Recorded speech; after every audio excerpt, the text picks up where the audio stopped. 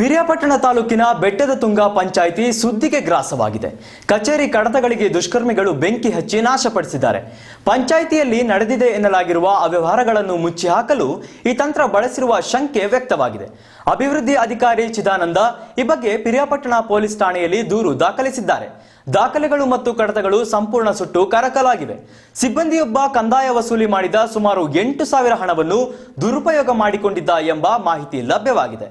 ಪಿರಿಯಾಪಟ್ಟಣ ತಾಲೂಕಿನ ಬೆಟ್ಟದ ತುಂಗ ಗ್ರಾಮ ಪಂಚಾಯಿತಿಯ ಕಚೇರಿ ಕಡತಗಳಿಗೆ ದುಷ್ಕರ್ಮಿಗಳು ಬೆಂಕಿ ಹಚ್ಚಿ ನಾಶಪಡಿಸಿರುವ ಘಟನೆ ಮಂಗಳವಾರ ನಸುಕಿನಲ್ಲಿ ನಡೆದಿದೆ. ಪಂಚಾಯಿತಿಯಲ್ಲಿ ನಡೆದಿದೆ ಎನ್ನಲಾಗಿರುವ ಅವ್ಯವಹಾರ ಪ್ರಕರಣವನ್ನು ಮುಚ್ಚಿಹಾಕಲು ಈ ರೀತಿಯ ತಂತ್ರ ಬಳಸಲಾಗಿರುವುದು ದೃಢವಾಗಿದೆ. ಈ ಬಗ್ಗೆ ಗ್ರಾಮ ಪಂಚಾಯಿತಿ ಅಭಿವೃದ್ಧಿ ಅಧಿಕಾರಿ ಚಿದಾನಂದ ಅವರು ಪಿರಿಯಾಪಟ್ಟಣ ಪೊಲೀಸ್ ಠಾಣೆಯಲ್ಲಿ ದೂರು ದಾಖಲಿಸಿದ್ದಾರೆ. ಪಂಚಾಯಿತಿಗೆ ಸೇರಿದ ಸರ್ಕಾರಿ ದಾಖಲೆಗಳಿಗೆ ದುಷ್ಕರ್ಮಿಗಳು ಬೆಂಕಿ ಹಚ್ಚಿದ್ದು ಆರೋಪಿಗಳನ್ನು ಪತ್ತೆ ಮಾಡಬೇಕೆಂದು ಅವರು ದೂರಿನಲ್ಲಿ ತಿಳಿಸಿದ್ದಾರೆ. ಚಿದಾನಂದ ಅವರ ಪ್ರಕಾರ ನಸುಕಿನಲ್ಲಿ ಪಂಚಾಯಿತಿ ಕಚೇರಿ ಎದುರು ಧ್ವಜಾರೋಹಣಕ್ಕೆಂದು ಬಂದಿದ್ದ ಪಂಚಾಯಿತಿ ಸಿಬ್ಬಂದಿ ಬೆಂಕಿಯನ್ನು ಗಮನಿಸಿ ತಮಗೆ ತಿಳಿಸಿದ್ದಾರೆ. ಕಚೇರಿ ಒಳಗಿದ್ದ ದಾಖಲೆಗಳು ಮತ್ತು ಕಡತಗಳು ಸಂಪೂರ್ಣವಾಗಿ ಸುಟ್ಟು ಕರಕಲಾಗಿದೆ ಎಂದು ಹೇಳಿದ್ದಾರೆ. ಪಂಚಾಯಿತಿಯ ಪ್ರಕರಣವೊಂದಕ್ಕೆ ಸಂಬಂಧಿಸಿದಂತೆ ಬುಧವಾರ ಅಧಿಕಾರಿಗಳ ತನಿಖಾ ತಂಡ ಬರಲಿದೆ ಎಂಬ ಮಾಹಿತಿಯಿಂದಾಗಿ ಈ ಕೃತ್ಯ ನಡೆಸಿರಬಹುದು ಎಂದು ಶಂಕಿಸಲಾಗಿದೆ. ಸೋಮವಾರವಷ್ಟೇ ಪಂಚಾಯಿತಿ ಸಭೆ ನಡೆದಿದ್ದು ವಸತಿ ರಹಿತರಿಗೆ ಮನೆ ನೀಡುವ ಬಗ್ಗೆ ಗಂಭೀರವಾಗಿ ಚರ್ಚೆಯಾಗಿತ್ತು. ಈ ಮಧ್ಯೆ ಸಿಬ್ಬಂದಿಯೊಬ್ಬ ಕಂದಾಯ ವಸೂಲಿ ಮಾಡಿದ ಸುಮಾರು 8,000 ಹಣವನ್ನು ದುರುಪಯೋಗ ಮಾಡಿದ್ದಾನೆ ಎನ್ನಲಾಗಿದೆ. ಈ ಹಣದ ಬಗ್ಗೆಯೂ ತನಿಖಾ ಅಧಿಕಾರಿಗಳು ವಿಚಾರಣೆ ನಡೆಸುವ ಸಾಧ್ಯತೆ ಇತ್ತು. ಇದೀಗ ಪೊಲೀಸರು ಪ್ರಕರಣದ ಬಗ್ಗೆ ತನಿಖೆ ನಡೆಸುತ್ತಿದ್ದಾರೆ. ಜೊತೆಗೆ ಅಧಿಕಾರಿಗಳ ತನಿಖಾ ತಂಡವು ಪಂಚಾಯಿತಿಗಳ ಹುಳುಕುಗಳನ್ನು ಬಯಲಿಗೆಳೆಯುವ ನಿರೀಕ್ಷೆಯಿದೆ. ಚಿತ್ತಾರ ನ್ಯೂಸ್, ಪಿರಿಯಾಪಟ್ಟಣ. ಕೊಡಗು ಜಿಲ್ಲಾ ಸವಿತಾ ಸಮಾಜದ ಅಧ್ಯಕ್ಷರಾಗಿ ಎಚ್.ಎನ್. ವೆಂಕಟೇಶ್ ಆಯ್ಕೆಯಾಗಿದ್ದಾರೆ. ಮಡಿಕೇರಿ ತಾಲೂಕು ಅಧ್ಯಕ್ಷರಾಗಿ ಎಂ.ಟಿ. ಮಧು, ವಿರಾಜಪೇಟೆ ತಾಲೂಕು ಅಧ್ಯಕ್ಷರಾಗಿ ಕೆ.ಟಿ. ವೆಂಕಟೇಶ್ ಮತ್ತು ಸೋಮವಾರಪೇಟೆ ತಾಲೂಕು ಅಧ್ಯಕ್ಷರಾಗಿ ಶಿವಣ್ಣ ಆಯ್ಕೆಯಾಗಿದ್ದಾರೆ. ಈ ಬಗ್ಗೆ ಪ್ರತಿನಿಧಿಗಳು ಮಾಧ್ಯಮಗೋಷ್ಠಿಯಲ್ಲಿ ಮಾಹಿತಿ ನೀಡಿದರು. ಅಲ್ಲದೆ ನೂತನ ಜಿಲ್ಲಾಧ್ಯಕ್ಷರು ಮತ್ತು ತಾಲೂಕು ಅಧ್ಯಕ್ಷರುಗಳ ಅಧಿಕಾರ ಸ್ವೀಕಾರದ ಸವಿನೆನಪಿಗಾಗಿ ಮಡಿಕೇರಿಯ ಜಿಲ್ಲಾಸ್ಪತ್ರೆಯ ಒಳರೋಗಿಗಳಿಗೆ ಹಣ್ಣು ಹಂಪಲು ವಿತರಿಸಲಾಯಿತು. ಕೊಡಗು ಜಿಲ್ಲಾ ಸವಿತಾ ಸಮಾಜದ ನೂತನ ಅಧ್ಯಕ್ಷರಾಗಿ ಎಚ್.ಎನ್. ವೆಂಕಟೇಶ್ ಮತ್ತು ಉಪಾಧ್ಯಕ್ಷರಾಗಿ ಕೆ.ಎಸ್. ದುರೇಶ್ ಅವರನ್ನು ಆಯ್ಕೆ ಮಾಡಲಾಗಿದೆ. ಈ ಬಗ್ಗೆ ನೂತನ ಜಿಲ್ಲಾ ಪ್ರತಿನಿಧಿ ಪುಟ್ಟರಾಜು ಮಾಹಿತಿ ನೀಡಿದ್ದಾರೆ. ಮಹಿಳಾ ಘಟಕದ ಜಿಲ್ಲಾಧ್ಯಕ್ಷೆಯಾಗಿ ರಾಧಾ ಪುಟ್ಟರಾಜು ಆಯ್ಕೆಯಾಗಿದ್ದಾರೆ ಎಂದು ಅವರು ಮಾಹಿತಿ ನೀಡಿದರು. ಮಡಿಕೇರಿ ತಾಲೂಕು ಅಧ್ಯಕ್ಷರಾಗಿ ಎಂ.ಟಿ. ಮಧು, ತಾಲೂಕು ಪ್ರತಿನಿಧಿಯಾಗಿ ಎಂ.ಜಿ. ಚರಣ್, ಮಹಿಳಾ ಅಧ್ಯಕ್ಷರಾಗಿ ಸುಂದರಮ್ಮ ಮತ್ತು ಪ್ರತಿನಿಧಿಯಾಗಿ ಆರ್.ಬಿ. ಸುಮತಿ, ವಿರಾಜಪೇಟೆ ತಾಲೂಕು ಅಧ್ಯಕ್ಷರಾಗಿ ಕೆ.ಟಿ. ವೆಂಕಟೇಶ್ ಮತ್ತು ತಾಲೂಕು ಪ್ರತಿನಿಧಿಯಾಗಿ ಪಿ.ಎಸ್. ದಿನೇಶ್ ಆಯ್ಕೆಯಾಗಿದ್ದಾರೆ. ಅದೇ ರೀತಿ ಸೋಮವಾರಪೇಟೆ ತಾಲೂಕು ಅಧ್ಯಕ್ಷರಾಗಿ ಶಿವಣ್ಣ, ತಾಲೂಕು ಪ್ರತಿನಿಧಿಯಾಗಿ ರಾಮಣ್ಣ ಮತ್ತು ಮಹಿಳಾ ಅಧ್ಯಕ್ಷರಾಗಿ ಪುಷ್ಪಾ ಜಯರಾಮ್ ಆಯ್ಕೆಯಾಗಿದ್ದಾರೆ ಎಂದು ಅವರು ಮಾಹಿತಿ ನೀಡಿದರು.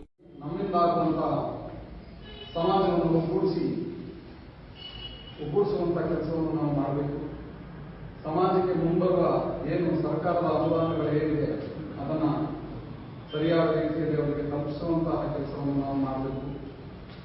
ಈ ಉದ್ದೇಶಕ್ಕೋಸ್ಕರ ನಮ್ಮನ್ನ ಸಮಾಜದ ಒಳ್ಳೆಯ ಕೆಲಸವನ್ನು ಮಾಡಲಿಕ್ಕೆ ನಮ್ಮನ್ನ ಕರೆದು ನಮ್ಮೊಂದು ಸ್ಥಾನಮಾನ ಕೊಟ್ಟಿದ್ದಾರೆ. ಆ ಕೆಲಸವನ್ನು ನಾವು ಉಳಿಸ್ಕೊಳ್ಬೇಕು ಅಂತ ಒಂದು ಪ್ರಯತ್ನದಲ್ಲಿ ಇದೇ ವೇಳೆ ನೂತನ ಜಿಲ್ಲಾಧ್ಯಕ್ಷರು ಮತ್ತು ತಾಲೂಕು ಅಧ್ಯಕ್ಷರುಗಳ ಅಧಿಕಾರ ಸ್ವೀಕಾರದ ಸವಿನೆನಪಿಗಾಗಿ ಮಡಿಕೇರಿಯ ಜಿಲ್ಲಾಸ್ಪತ್ರೆಯ ಒಳರೋಗಿಗಳಿಗೆ ಹಣ್ಣು ಹಂಪಲು ವಿತರಿಸಲಾಯಿತು.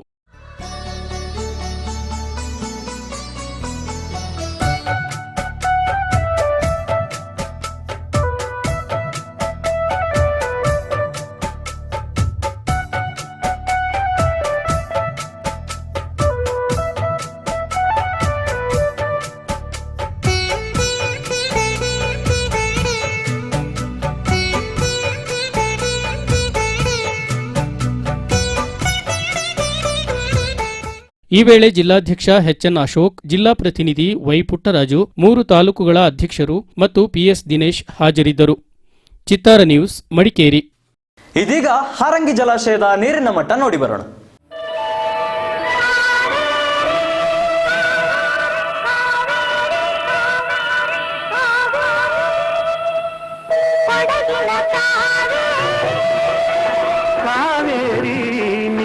ಬೆಡಗಿನ ಬೈಯಾರಿ ಕನ್ನಡ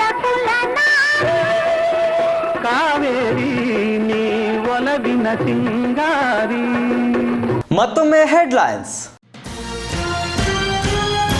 ನಗರಸಭೆಯ 3 ಬ್ಯಾಂಕ್ ಖಾತೆ ಮುಟ್ಟುಗೋಲು, ಸಿಬ್ಬಂದಿಗಳ ಭವಿಷ್ಯ ನಿಧಿಗೆ ಸಾರ್ವಜನಿಕರ ಹಣ ಬಳಕೆ. ಸಾಮಾನ್ಯ ಸಭೆಯಲ್ಲಿ ಕೋಲಾಹಲ, ಪೌರಾಯುಕ್ತೆ ಸುಸ್ತು.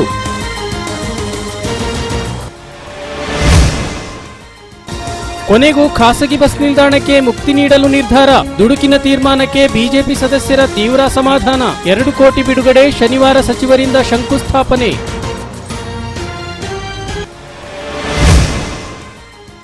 ಮಡಿಕೇರಿಯ ಗಬ್ಬೆದ್ದ ರಸ್ತೆಗಳ ಹೀನಾಯ ಸ್ಥಿತಿಗೆ ಮಿಡಿದ ಸದಸ್ಯರು. ಕೊನೆಯ ಸಭೆಯಲ್ಲಿ ಅಧ್ಯಕ್ಷೆ ಪೌರಾಯುಕ್ತೆ ಪಿಸುಮಾತಿನ ಸಮರ. ಪೊಲೀಸರ ದಿಢೀರ್ ಎಂಟ್ರಿಗೆ ಸಾಮಾನ್ಯ ಸಭೆಯಲ್ಲಿ ಗಲಿಬಿಲಿ.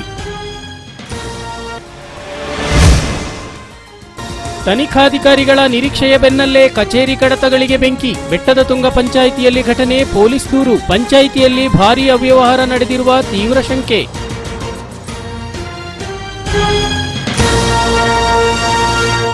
ಇವಿಷ್ಟು ಇಂದಿನ ಸುದ್ದಿಗಳು. ನೇರ, ನಿರ್ಭೀತ, ನಿರಂತರ ಸುದ್ದಿ ಚಿತ್ತಾರ ನ್ಯೂಸ್. ಇದು ವಿಶ್ವಾಸದ ಕೈಗನ್ನಡಿ. ನಮಸ್ಕಾರ.